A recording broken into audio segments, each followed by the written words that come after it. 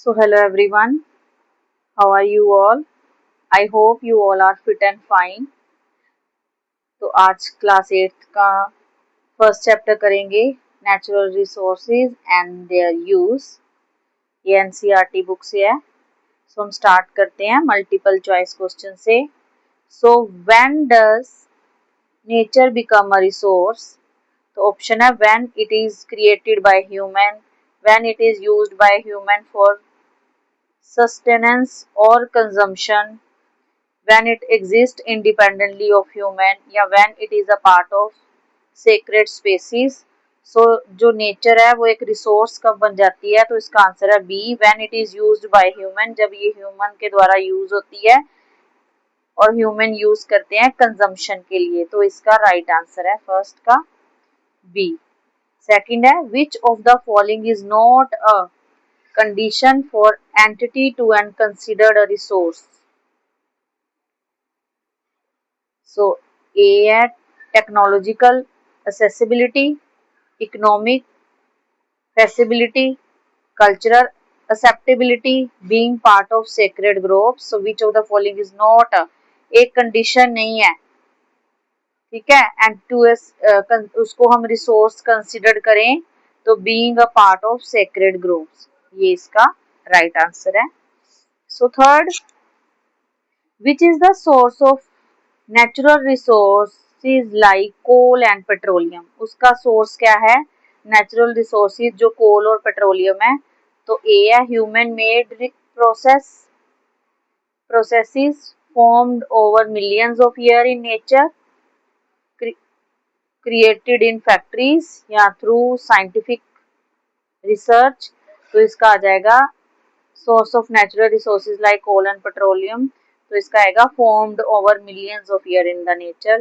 तो ये million year से ये दबे होते हैं जमीन के अंदर और ये तब बनते हैं कोल और पेट्रोलियम। फोर्थ है which of the following is an example of a natural resource mentioned in the text? जो बुक में बताया हुआ आपको उसमें कौन से नेचुरल रिसोर्सेज हैं? Example of natural resources mentioned in the text, तो timber, computer, car, road. So timber is the right answer. इनमें से ये है जो that is the right answer. Fifth है which of the following is a resource essential for life? Coal, water, wood, oil. तो water के बिना हम रह नहीं सकते हैं, ये हमारी लाइफ के लिए बहुत ज्यादा जरूरी है, तो water is the right answer. What is a primary use of natural resources for material? कौन सा प्राइमरी यूज है नेचुरल रिसोर्सेज का फॉर एज ए मटेरियल जिसको हम यूज करते हैं? तो generating electricity, producing goods, creating object for practical और एस्थेटिक पर्पसेस, विंड एनर्जी। तो इसका आंसर है क्रिएटिंग ऑब्जेक्ट फॉर प्रैक्टिकल और एस्थेटिक पर्पस, ये इसका प्राइमरी यूज है। सेवंथ है which of these is a natural resource use for energy? जो एनर्जी के लिए यूज होता है, कॉपर, मार्बल, कोल, गोल्ड। तो कोल जो है that is use for energy. Eight है which what is one major environmental problem caused by cement production? तो सबसे पहले मेजर क्या प्रॉब्लम है सीमेंट वाली फैक्ट्रीज में? जब सीमेंट को प्रोड्यूस करते हैं वहां पे डिफोरेस्टेशन, डिजर्टिफिकेशन, वाटर कंजर्वेशन या एयर एंड सॉइल पोल्यूशन। तो ये सीमेंट प्रोडक्शन वाली फैक्ट्री में सबसे ज्यादा जो मेजर प्रॉब्लम है एयर एंड सॉइल पोल्यूशन होता है इससे। सो फिलिंग द ब्लैंक्स में नेचुरल रिसोर्सेज कैन, ये आप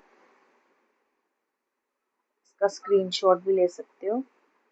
सो natural resources can influence trade and dash relation. तो trade and international resources, natural resources से क्या किस पे प्रभाव पड़ता है? ट्रेड पे और इंटरनेशनल रिलेशंस पे। We must return to the natural dash of nature, हमें we must return to the rhythm of nature, nature की लय में हमें वापस आना चाहिए।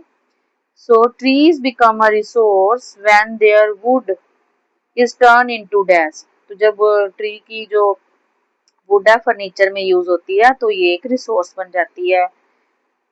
फोर्थ है some resources like petroleum may not be easily petroleum वगैरह इजीली असेसिबल नहीं होते, तो इसका को हमारी पहुंच में नहीं होते, तो that is the accessible.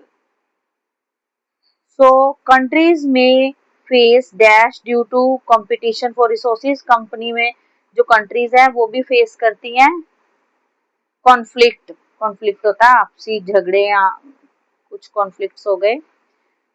Not so obvious treasures include coal dash and precious stone. तो पेट्रोलियम. नॉट सो ऑब्वियस जो ट्रेजर्स होते हैं, ठीक है, जो हमें आसानी से नहीं मिलते हैं, वो कोल, पेट्रोलियम और प्रीशियस स्टोन्स हैं.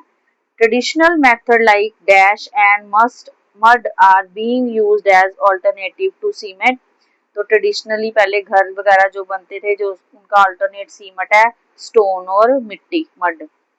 8th है natural resources are not dash distributed on earth evenly. मतलब हर जगह पे इक्वली अवेलेबल नहीं है. अभी ट्रू फॉल्स देख लेते हैं. Industries near natural resources do not help local employment. तो ये टोटली फॉल्स है. फॉल्स है. जहाँ पे इंडस्ट्रीज होंगी नेचुरल रिसोर्सेज की, ऑब्वियस है वहाँ पे एम्प्लॉयमेंट भी होगी. सेकंड है tribal communities are some time displaced due to resources based development. तो ट्रू है. तो ट्राइबल कम्युनिटी को कई बार डिस्प्लेस कर दिया जाता है, उनकी जगहों से उनको शिफ्ट कर दिया जाता है due to resource based development करने के लिए. So natural resources always bring only positive effect. No, इसके नेगेटिव इफेक्ट भी पड़ते हैं नेचुरल रिसोर्सेज के. इसमें एनवायरनमेंट को भी फर्क पड़ता है, इसमें लोगों की लाइफ को बहुत ज्यादा फर्क पड़ता है.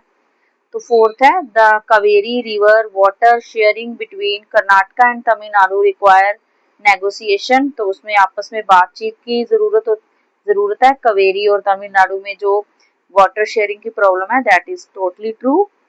Sustainable material created today are more polluting than traditional cement. तो ये फॉल्स है.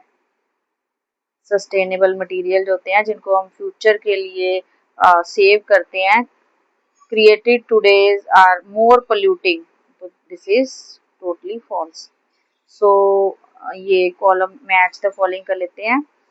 Over extraction of ground water से क्या होता है? Lead to ground water becoming unavailable. पानी की कमी हो जाती है, पानी ज्यादा डाउन चला जाता है. बी है water harvesting and traditional practices. तो इसका आ जाएगा initiative to raise ground water level.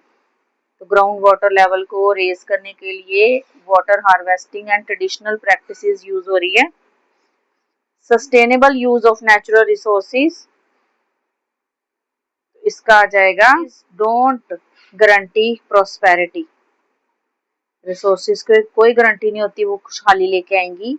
So D है improper use of chemical fertiliser and pesticides. तो डी का आ जाएगा, इसका आएगा resources don't guarantee prosperity.